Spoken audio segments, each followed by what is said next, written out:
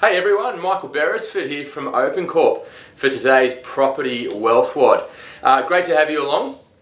Some of the things that we'll be talking about this morning are all about questions that we commonly get asked by both initial people starting out for the first time, and for those that have been around a while and are seasoned investors.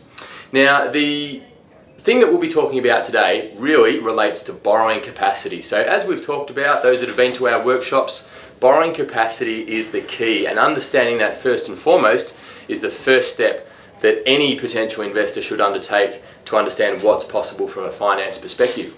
Slightly different tone on today though is around borrowing capacity for your own home, and specifically the impact that that has on you being able to continue to build your investment portfolio.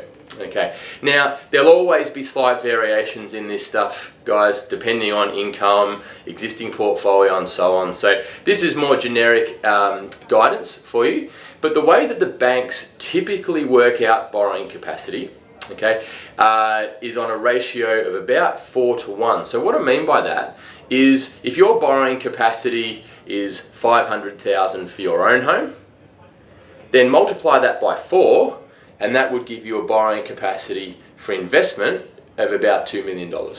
Okay. Now the reason for that, very simply, is if we think about your owner-occupied home, what source of money have you got to be able to repay that mortgage? Well, everything. Sorry for the reality check, all of you homeowners out there, myself included. Every single cent to pay that mortgage comes out of your salary post-tax.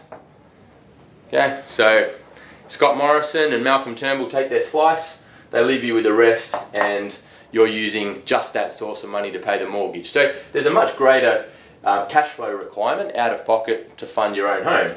If we come over here and look at the investment side of things, then we've actually got the vast majority of the holding costs, 90 to 95%, paid for by other people, being the tenant and the government through the tax benefits. So banks build in their buffers and all those kind of things, but at the end of the day, you need a lot less money out of your pocket to hold an investment than what you do your own occupied home. So as a result, the borrowing capacity will be on a ratio of about 4:1.